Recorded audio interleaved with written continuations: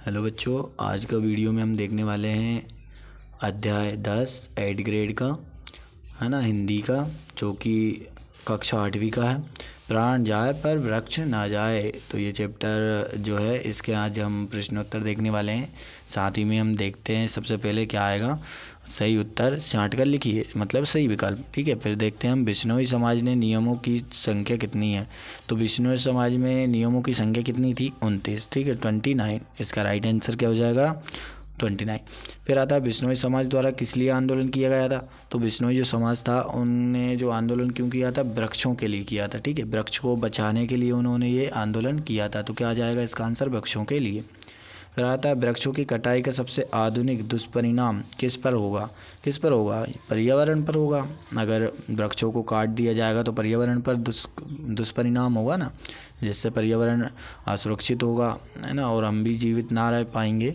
तो ये सब किस किस कारण हो रहा है? ये वृक्ष कटाई से क्या क्या हो जाएगा दुष्परिणाम? पर्यावरण पर पड़ेगा। फिर राक्षस का विलोम शब्द कौन सा है? तो भक्षक, है ना। राक्षस का विलोम शब्द क्या जाएगा? भक्षक। फिर चिपको आंदोलन से संबंधित है। जो चिपको आंदोलन था गोरा देवी से संबंधित है। ठीक है, तो आगे का प्रश्न देखते हैं। इसके आगे का आंसर क्या आएंगे ये देखते हैं। आगे हमारे प्रश्न में आता है जोड़ी। ठीक है, जोड़ी को देखते हैं। तो जोड़ी नहीं है, सॉरी, इसमें है रिक्त स्थान। ठीक है, जो कि हमें ऊपर से देख के लिखना होता है। तो देखते हैं रिक्त स्थानों को। बिश्नोई समाज भगवान खालिस्तान का अनुयायी है। तो जो बिश्नोई समाज है किसका अनुयायी है? तो जम्बेश्वर का, है ना। यहाँ पर हम लिख देते हैं जम्बेश्वर, है ना, जम्बेश्वर लिख दिया। ठीक है, फिर आता है बिश्नोई समाज वृक्षों की रक्षा के साथ साथ खालिस्तान की रक्षा के लिए भी जाने जाते थे। तो किसकी रक्षा के लिए जाने जाते थे? तो हिरणों की। किसकी रक्षा के लिए? हिरणों की रक्षा के लिए जाने जाते थे। ठीक है, इस प्रकार से आप लिख सकते हैं, हिरणों की रक्षा के लिए। फिर आता है बढ़ते प्रदूषण को बचाने के लिए खालिस्तान की रक्षा करनी चाहिए। किसकी रक्षा करनी चाहिए? वृक्षों की, है ना, पेड़ पौधों की रक्षा करेंगे तभी तो बचेगा पर्यावरण। ठीक है, प्रदूषण भी बचेगा। प्रदूषण नहीं होगा। उत्कृष्ट शब्द में प्रयुक्त उपसर्ग है। तो इसमें उपसर्ग क्या आ जाएगा? आगे जो लगता है उसे क्या कहते हैं? उपसर्ग। ठीक है, और पीछे जो लगता है उसे प्रत्यय। तो उत इसमें उपसर्ग आ जाएगा। फिर आज्ञा पालन का समास विग्रह होगा। तो क्या हो जाएगा? आज्ञा का पालन। ठीक है, आज्ञा का पालन। फिर आता है बिश्नोई समाज का इतिहास किस बात से भरा पड़ा है। तो जो बिश्नोई समाज था उसका इतिहास वृक्षों और वन्य जीवों की रक्षा की अनेक घटनाओं से भरा है। तो जो बिश्नोई समाज थे उन्होंने जो वृक्ष थे इनके लिए बहुत संघर्ष किया है, इसलिए उनका जो इतिहास है वो वृक्षों के बारे में अधिक देखने को मिलता है। फिर आता है किस प्राणी की रक्षा करते हुए अनेक बिश्नोई शिकारियों के हाथ शहीद हुए। तो हिरणों की रक्षा करते हुए अनेक बिश्नोई शिकारियों के हाथों शहीद हो गए। फिर आता है हमें पेड़ों की ज़रूरत है। पेड़ों को हमारी ज़रूरत नहीं है। क्यों? हमें पेड़ों के माध्यम से कई आवश्यक वस्तुएं जैसे कि फूल, फल, लकड़ियाँ, प्राणवायु आदि मिलती है, जिसके बिना हमारा जीवन क्या है? संभव नहीं है, असंभव है। फिर अब प्राण जाए पर वृक्ष न जाए, पाठ से क्या प्रेरणा मिलती है? तो क्या प्रेरणा मिलेगी हमें इससे?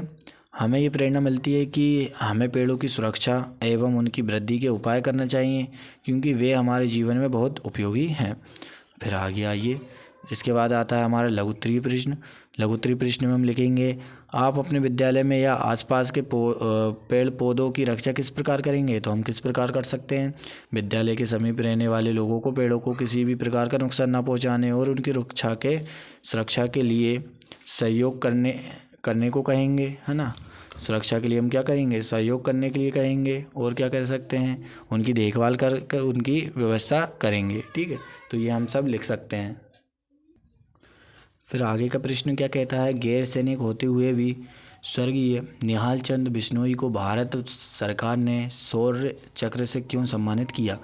क्यों किया? हिरणों की रक्षा करते हुए निहाल चंद्र बिश्नोई शिकारियों से मुकाबला करते हुए शहीद हो गए थे, इसलिए सरकार ने उन्हें यह सम्मान दिया। ठीक है, तो ये लिख सकते हैं। फिर शहीद अमृता देवी बिश्नोई पुरस्कार के बारे में बारे में बताइए।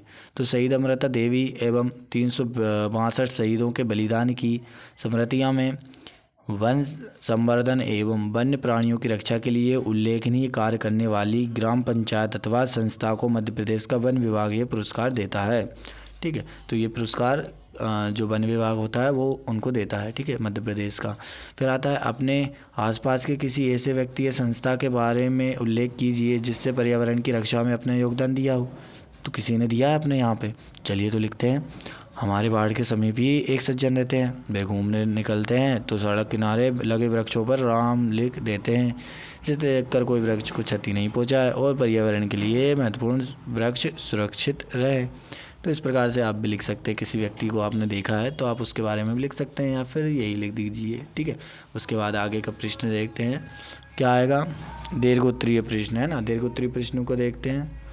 तो दीर्घोत्तरीय प्रश्न में क्या आ जाएंगे, आता है इसमें जिस प्रकार से बिश्नोई समाज के कुछ नियम हैं उसी प्रकार से आप अपने लिए भी क्या क्या नियम बनाएंगे, कोई 5 नियम बताइए। तो हम क्या बना सकते हैं, हमेशा सबसे मधुर वाणी में बोलना चाहिए, पर्यावरण की सुरक्षा करनी चाहिए, सभी के साथ प्रेम पूर्वक व्यवहार करना चाहिए, किसी की भी पूर्ण बातें सुनने के बाद ही किसी पर निर्णय पहुंचाना चाहिए, है ना, पर पहुंचना चाहिए। जैसे कि हम किसी बात को सुने बिना ही हम कुछ भी बोलने लगते हैं, तो पहले पूरी बात सुने फिर उस पर निर्णय किया जाना चाहिए, ठीक है, ऐसा है। और वृद्ध लोगों की सहायता करनी चाहिए, जो बुजुर्ग लोग होते हैं उनकी सहायता हमें करनी चाहिए। फिर आगे क्या प्रश्न है, हमारा लास्ट प्रश्न बचा है 20, है ना। तो इसका क्या आएगा, यदि पेड़ पौधे और वन्य जीव ना होंगे तो हमारे पर क्या प्रभाव पड़ेगा, विस्तार से लिखिए क्या प्रभाव पड़ सकता है। देखो, पेड़ पौधे और वन्य जीव पर्यावरण को सुरक्षित रखने में महत्वपूर्ण भूमिका निभाते हैं। जीव जंतु का जीवन पेड़ पौधों पर आश्रित है। पेड़ों से ऑक्सीजन लेकर जीव जंतु श्वसन के बाद भी जीवन कायम रख सकते हैं। पेड़ पौधे प्रकाश संश्लेषण की क्रिया द्वारा स्वयं का भोजन बनाते हैं और पृथ्वी के अन्य जीव जंतुओं को भोजन उपलब्ध कराते हैं। पेड़ पौधों को कारण वायुमंडल का संतुलन कायम रहता है और वर्षा भी इनके कारण ही होती है। अर्थात यदि पेड़ पौधे नहीं होंगे तो सभी जीवों का सर्वनाश हो जाएगा, ठीक है। आप ये बात अपने मन से भी लिख सकते हैं या फिर आप इसको भी लिख लीजिए, ठीक है।